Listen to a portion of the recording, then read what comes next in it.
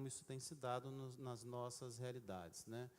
Então, enquanto expansão das escolas, das instituições de ensino superior, fiz um recorte aí 2000, 2010, 2016, são os dados atualizados lá pelo site do INEP, que a gente teve aí em destaque, né, que a gente traz das instituições públicas de 2000, de 176 instituições, para 2016, 296. Então, tivemos aí uma ampliação. Mas, no conjunto da expansão, comparando com as instituições privadas, as instituições públicas teve um decréscimo, né, se a gente observar percentualmente. E as privadas tiveram mais expansão do que, de fato, as públicas. Aí eu queria chamar só a atenção, porque, ao mesmo tempo que teve a expansão das instituições privadas, quando a gente acessa a matrícula de alunos nas instituições públicas e privadas, a gente tem um decréscimo nas instituições privadas e um significativo crescimento nas instituições públicas, eminentemente nas federais, né, entendendo aí os institutos federais e as universidades federais, né. Então, de 6.531, né, 31 matrículas em 2011, a gente salta para 14.558 matrículas em 2016, né. Teve um crescimento na instituição privada, mas, percentualmente, a gente teve uma redução dos alunos nas instituições privadas e a chegada deles nas instituições públicas. E isso nos diz alguma coisa, né, com relação à forma de acesso a esses sujeitos. E aí, é claro, que teríamos que fazer uma investigação mais detalhada sobre isso. Qual é o motivo de ter um crescimento nas instituições públicas e um decréscimo nas instituições privadas, que envolve a questão socioeconômica, mas, por outro lado, também a questão das políticas de garantia de acesso ao espaço público, né, das universidades públicas ou dos institutos federais. E aí, trazendo, então, para a nossa realidade do Espírito Santo, a gente tem, né, de instituição pública, 2011, tínhamos 26 matrículas, de 12,26%, e saltamos para 2016, 247 matrículas, né? Então, o movimento que a gente observa no Estado do Espírito Santo, né, acompanha o mesmo movimento em âmbito nacional, né? Enquanto nas instituições privadas a gente tinha 87%, né, caiu para 50% dessas matrículas. Então, esse movimento também no Estado do Espírito Santo vai se dando. E aí, quando a gente observa nas instituições, Espírito Santo só temos duas instituições públicas federais, né? São os institutos federais, o IFES e a UFES. E uma estadual, que é a Faculdade de Música, Escola de Música. E essa uma que aparece municipal, acho que é lá em Linhares, né? Tem a faculdade, FACED. Então, esse movimento de matrículas nos chama a atenção no sentido de que as instituições públicas, eminentemente no Estado do Espírito Santo, as federais, têm aí aberto possibilidades de acesso desse sujeito, e isso vem trazendo, então, os desafios para essas duas instituições, já apresentado pelo Larice, né, como que o NAPNE tem pensado o atendimento, o acompanhamento, desde a divulgação, o acesso desse sujeito na instituição, e como ele, né, as possibilidades dele sair desses espaços. E, semelhante a isso, a UFES também tem, desde 2012, 2011, 2012, emitido esforços para que isso vá acontecendo. E aí, só por curiosidade, alguns dados em âmbito nacional das tipologias de matrícula que vão aparecendo lá no INEP, né? Então, a gente tem aí a deficiência física de ponta, né, a maior que número de matrículas que acontecem. A superdotação, né, lembrando do Roberto Carlos aí, tem uma oscilação interessante, né, 2011, 2014, sobe para 4.000, depois desce para 1.200. São números, é interessante que a gente trabalha com esses números de investigar os motivos e, obviamente, de buscar quais são as razões históricas naquele momento que fazem com que essas oscilações aconteçam. Então, parece que, da mesma forma que na educação básica, isso também acontece, quando a gente vai estudar, né, dados estatísticos da educação básica, esse movimento também vai acontecer no ensino superior, mesmo que haja uma diferença no processo de identificação desse público, né? Então, no ensino superior, é um processo de autoidentificação. Na educação básica, você tem a questão do laudo, de todo um processo mais sistemático nesse sentido. Mas essa oscilação acontece de forma semelhante, tanto na educação básica quanto no ensino superior, né? Mas quem tem curiosidade de trabalhar com números, é uma fonte muito interessante de pesquisa, dá uma boa investigação aí para frente. E aí, então, falando um pouco da nossa Universidade Federal do Espírito Santo, né, que todos a conhecem, temos aí os 4 campi, né, Goiabeiras, esse que a gente está, Maruípe, Alegre, São Mateus. Desses 4 campi, a gente tem, então, já conseguido aí pela disponibilização do NAUFES, os dados mais atualizados de alunos matriculados no período, né, 2018-1, né, o mais recente que a gente tem. Está dando para enxergar? Pode passar, por favor. Isso. Então, aí temos a distribuição das matrículas por centros de ensino, né? A gente tem uma concentração maior de matrículas no Centro de Ciências Jurídicas e Econômicas, 67 alunos, né, distribuídos aí principalmente na tipologia visual, né, deficiência visual e física, que é as maiores, né, 20 na visual, 36 na física. E centros de ciências humanas e naturais, CCHN, com 62 matrículas, são os 2 centros que aparecem com o maior número de alunos matriculados no semestre 2018-1, né, público da educação especial, e que são alunos que o núcleo de acessibilidade tem investido em acompanhar, em identificar de fato quais são as suas necessidades, que a gente vai trazer enquanto problemática mais à frente. E aí o campi de Alegre, São Mateus e alunos da EAD, né, em São Mateus temos 22 alunos matriculados, e Alegre 9, e Ciências Exatas e Naturais também 9, totalizando no semestre 2018-1, 297 alunos, né, que são os dados mais atualizados, né, do núcleo de acessibilidade que a gente conseguiu. E de entrada, né, no semestre 2018-1, a gente teve 104 alunos, daquele, né, total de 290 e alguma coisa, 104 se matricularam nesse semestre passado, né, 2018-1. E aí sempre a deficiência física e visual que se apontam aí como a maior número de alunos. E neste semestre 2018-2, ingressaram mais 28 alunos, né? Visual 11, física 12, mental 4 e auditivo 1. Né, só alguns dados que são importantes para a gente compreender esse movimento que a universidade tem, né, tido com a chegada desse público, e como que, quando a gente fala em torno de 20 mil alunos matriculados, né, mais ou menos, na Universidade Federal do Espírito Santo, esses 294 são o foco, né, de preocupação, de pensar, né, a garantia de trajetória desses alunos no cotidiano das universidades. E aí a gente trouxe, então, alguns aspectos mais específicos da atuação do núcleo de acessibilidade, do NAUFES, enquanto ações, enquanto possibilidades, enquanto desafios, assim como o IFES tem, né? A UFES não seria tão diferente. Haja vista que a gente está num espaço que não é plenamente acessível, né? Então, a gente já está num lugar que também provoca uma questão de pensar a política institucional da acessibilidade física, né? O espaço arquitetônico, então, todos os elementos que a gente vem trazendo. E a Universidade Federal do Espírito Santo tem muitos espaços, muitos prédios que são antigos, né? Em prédios antigos, a possibilidade de adaptação acaba sendo mais complicada, né, nesse sentido.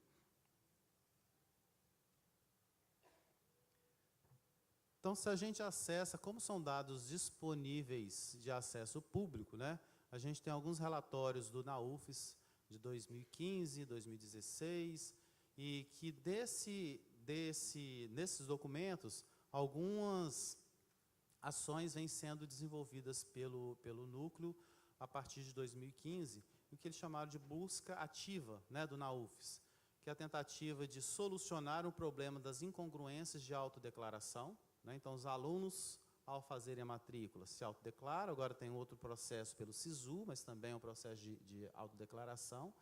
Então, nem sempre as pessoas que se identificam com uma necessidade específica, de fato, ela necessita de um atendimento do núcleo, ou de um acompanhamento do núcleo, né? Eu tenho necessidade específica de usar óculos, vários aqui certamente também, mas na trajetória escolar isso não me impede de ter autonomia, etc, etc, como a gente falou daqueles conceitos anteriores. Então, esse é um desafio político, né, do núcleo de acessibilidade para, de fato, demandar esforço mais pontual para aqueles alunos que, de fato, necessitam de algum acompanhamento, né?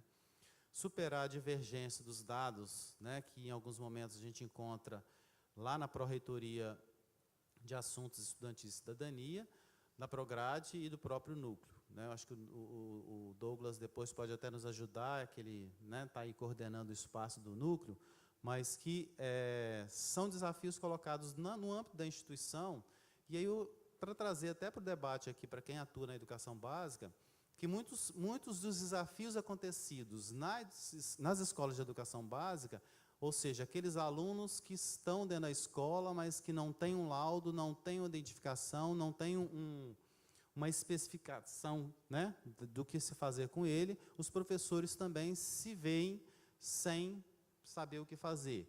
Como se, de repente, um laudo fosse dar conta de ajudar a fazer, né? Então, são um dilema aí da avaliação, da identificação, problemática colocada na educação básica e também no ensino superior. Como no ensino superior a gente está lidando com adultos, o próprio aluno vai, né, sinalizar quais são as suas reais demandas e necessidades. Então, com essa busca ativa, tem procurado também fazer, né, o mapeamento dos alunos por curso, os dados que a gente já apresentou, para a identificação de suas reais necessidades. Construir uma política institucional para o atendimento às necessidades dos alunos, estabelecer maior proximidade com os alunos e tornar mais visível a ação do núcleo. E aí, um dos desafios, né, que o Douglas não me deixa mentir, que muitos profissionais da universidade, tanto professores quanto técnicos administrativos, os setores, não sabem o que é núcleo de acessibilidade. Então, o que é núcleo de acessibilidade? O que ele faz? Isso existe? Onde está localizado? Qual é a sala?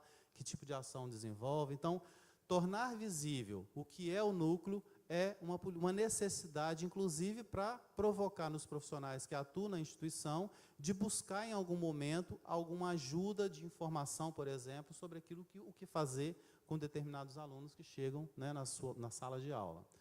Efetivar um planejamento para investimentos em melhores condições de entrada, permanência e conclusão do curso. Aí algumas ações, né, que a gente tem observado do núcleo que está nos relatórios, a questão da acessibilidade física. São obras, né, de acessibilidade para adequação física, adequação de salas de aula, adequação de acessibilidade dos laboratórios, né, de formação no sistema integrado de bibliotecas, serviços de apoio acadêmico a deficientes auditivos e surdos, que aí tem a questão do núcleo de intérprete, né, de Libras, que no momento estava localizado no núcleo, na UFES, mas agora tem uma outra organização administrativa aqui na universidade.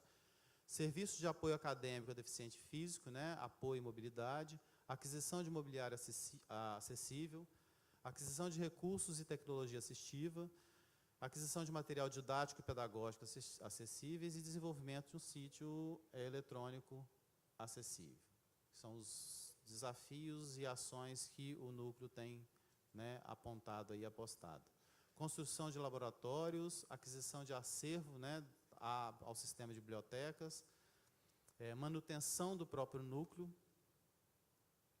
E aí a manutenção do próprio núcleo também parece a necessidade de ter pessoas para compor, né, esse espaço, para, de fato, conseguir atender as demandas colocadas aí na universidade. E aí, quando a gente fala do núcleo de acessibilidade, está localizado aqui no campus de Goiabeira, a gente tem lá o campus de Alegre, né, tem outros campos que também, né, provocam esse desafio. Quem conhece o campus de Alegre sabe que, mesmo que alguns prédios lá tenham acessibilidade, o acesso à universidade já não é acessível, né? Que é um morro, e que não tem calçada, enfim, vários problemas que não são demandas a serem solucionadas pela própria universidade, porque envolve o município, né? Então, é um desafio da localização da própria universidade, né? Implantação de sistemática, né, de pesquisa, ideia de satisfação do público atendido, acolhimento dos alunos de graduação com deficiência, monitoramento acadêmico dos alunos de graduação, e atuação na formação de docentes e discentes, que é a ideia de se pensar cursos de formação sobre inclusão e acessibilidade, que ainda, né, parece que essa ação é uma ação ainda não implementada com tanta efetividade aqui na universidade, até porque a informação sobre a existência do núcleo ainda é baixa, né, entre os profissionais da instituição. E aí alguns tipos de atendimento que são necessários pelas categorias, pelas tipologias e a condição, né, de cada aluno, né? Para os alunos surdos, a questão da tradução, interpretação de língua brasileira de sinais, orientação aos professores, deficientes auditivos também, né, relacionado a isso, os cegos, com digitalização de textos, impressões em braille, articulação de adaptações arquitetônicas, baixa visão também, né, a ideia de ter, né, o equipamento necessário para esse aluno ter, de fato, a sua acessibilidade ao conhecimento. E aí mais algumas condições, mobilidade reduzida, né, cadeirantes, deficiente neuromotor, etc., articulações para adaptação arquitetônica, orientações aos professores e deficiência intelectual, acompanhamento e apoio pedagógico, orientação aos professores. Então, percebe que todas as condições do sujeito, o professor precisa ser o foco, né, dessa orientação para saber, de fato, como lidar com um aluno que tenha deficiência intelectual, que tenha deficiência física, que tenha cegueira, né, e etc. Acho que são desafios colocados pela instituição no núcleo de acessibilidade e que, de fato, uma reestruturação, desculpa, uma reestruturação do núcleo, no sentido de ter profissionais que garantam, né, que contribuam para essa demanda, principalmente nas condições de formação e orientação docente, são bem grandes, né? E aí algumas barreiras a superar são as atitudinais, físicas, arquitetônicas, didático-pedagógicas, de comunicação, que inviabilizem o acesso, permanência e sucesso, né, do sujeito na trajetória, intensificação de políticas de apoio, de ingresso e permanência, definição de uma política de acompanhamento do egresso, que é um desafio, que fazem os alunos quando saem da universidade, né, para onde vão, enfim, qual foi essa condição de término de um curso. Ampliação da estrutura de funcionamento do núcleo, como a gente já falou, e o grande problema que não se faz educação sem recurso, né? Então, recurso financeiro é um nó aí também, assim como é na educação básica e no ensino superior, né? Em todos os lugares estamos vivendo isso. Algumas considerações que a gente traz para finalizar com relação à discussão do acesso ao ensino superior. Supõe, então, a garantia, né, da participação desses estudantes nas atividades de ensino, pesquisa e extensão. Então, a universidade ela se configura com atividades de ensino, que são, né, as aulas, a estrutura curricular de cada curso, um investimento em pesquisa e um investimento em extensão, né, desse público. Então, a garantia desse processo, né, dos estudantes é uma consideração a ser feita para que, de fato, ele seja o cidadão, um aluno da instituição, né? Uma luta pela garantia da participação desses estudantes em processos formativos que não estejam restritos simplesmente a uma certificação profissional. Creio que esse também seja o desafio lá do Instituto Federal, né? Necessidade de formação de profissionais, dos professores, né, universitários, questão da estrutura e de recursos mais adequados para as demandas dos estudantes e elaboração de políticas institucionais que focalizem, né, o ingresso e a participação desses estudantes em todo o processo da universidade. E um acompanhamento, uma política de acompanhamento do egresso, que também é necessário, né?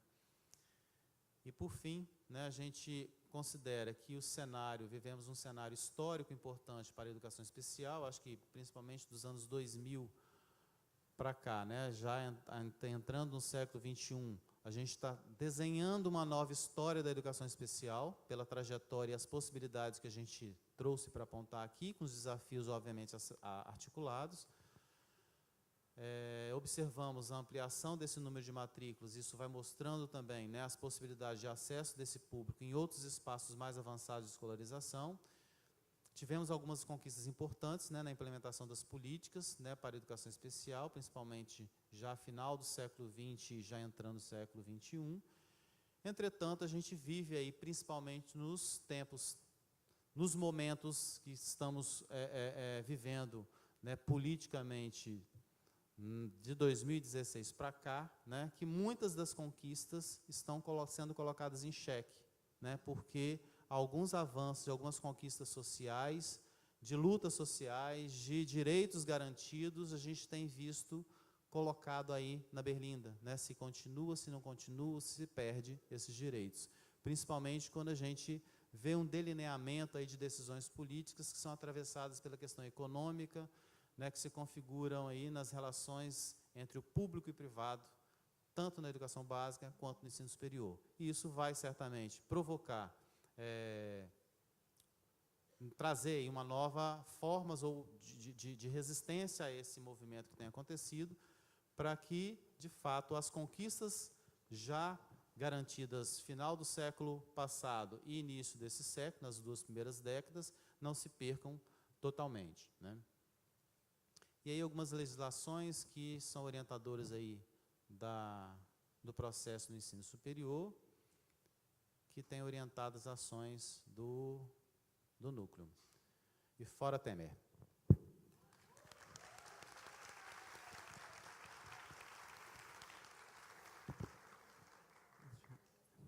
Edson, muito obrigado pela explanação, né? Me senti contemplado aqui na sua fala, né, como coordenador do UNAUFS. A Larice, né, vem falar da trajetória da inclusão dos alunos no sistema IFES, na questão da reserva de vaga, né, nas questões de acessibilidade, no NAPNE, o trabalho que o NAPNE realiza, né, e aí eu acho que, se não é eu que estou dizendo, mas a rede IFE, Instituto Federal, está mais à frente do que as universidades, e também a região Norte e Nordeste está mais avançada do que a região Sul e Sudeste. Isso foi o último evento. Acontece um evento de inclusão no ensino superior, né? Aconteceu em Natal, no ano passado, e são resultados, né, disso. O Edson traz a questão da importância de se entender a educação básica para chegar nesse aluno aqui no ensino superior, né?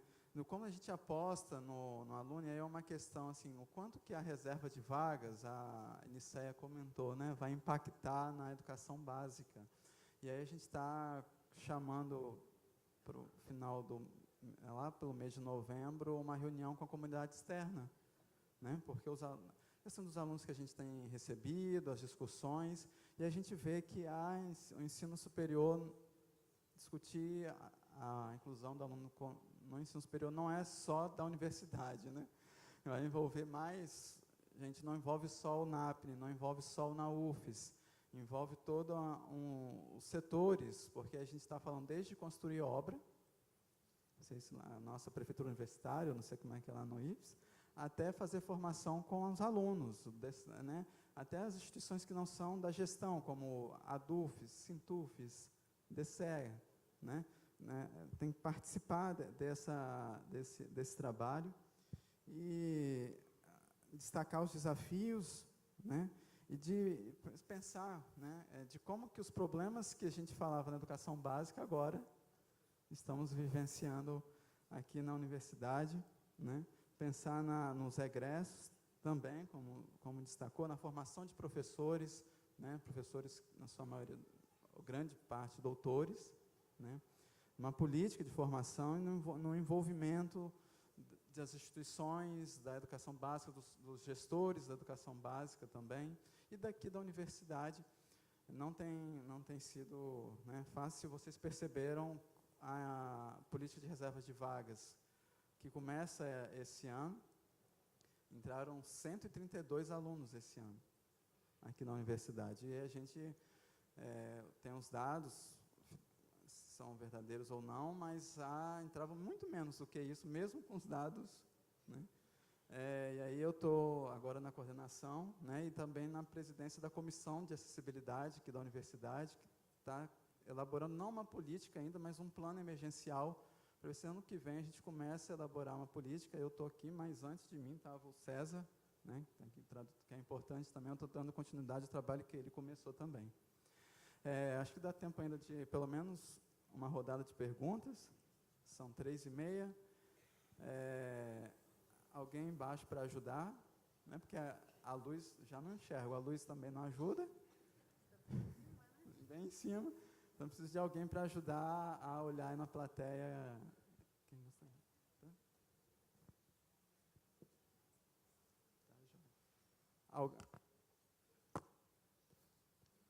Tem alguma pergunta? Quem é o primeiro?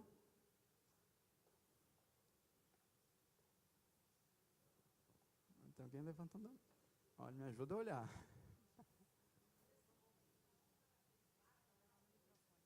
Estão levando o microfone aí, tá bom?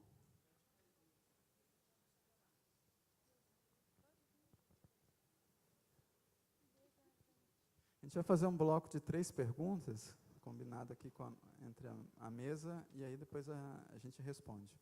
Bom, vamos procurar ser sucinto para a gente poder responder mais perguntas, né?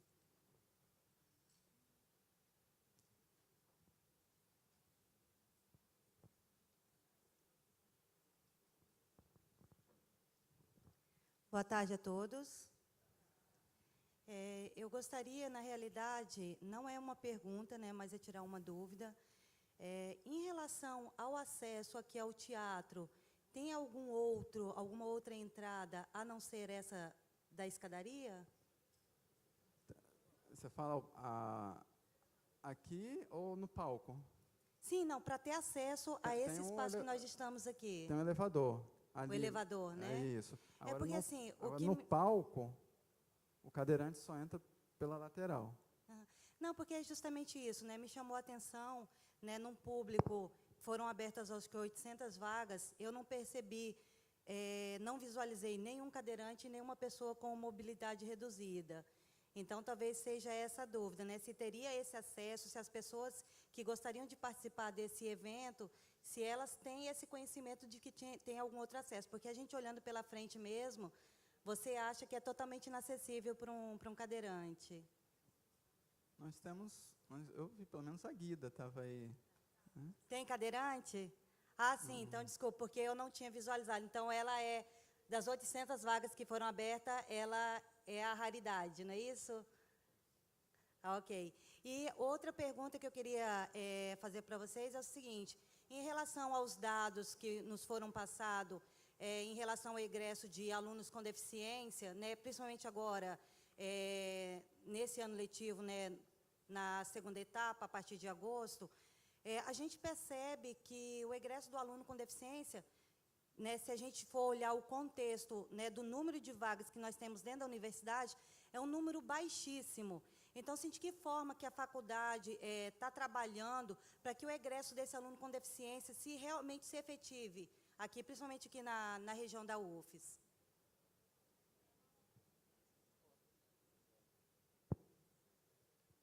Vamos passar para outra pergunta e a gente responde o bloco? Ok.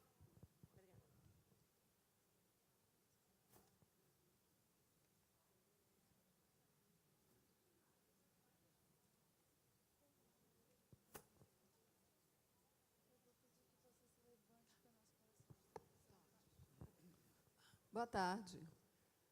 Meu nome é Mayra, eu sou professora do curso de Licenciatura em Artes Visuais e Licenciatura em Música e coordenadora do curso de Artes Visuais. E eu tenho uma pergunta para a Larissa e uma para o Douglas sobre a formação de professores, né?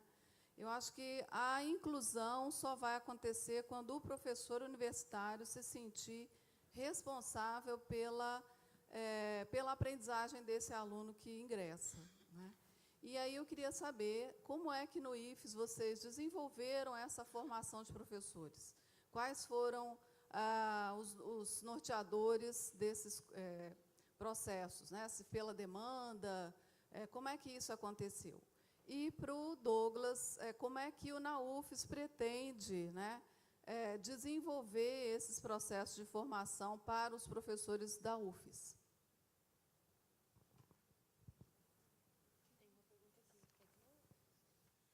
Chegou uma pergunta aqui também, eu vou ler e aí a gente responde esse bloco, ok? Gostaria de saber se no processo seletivo, provas para ingresso no IFES e na UFES, a avaliação é diferenciada ou adaptada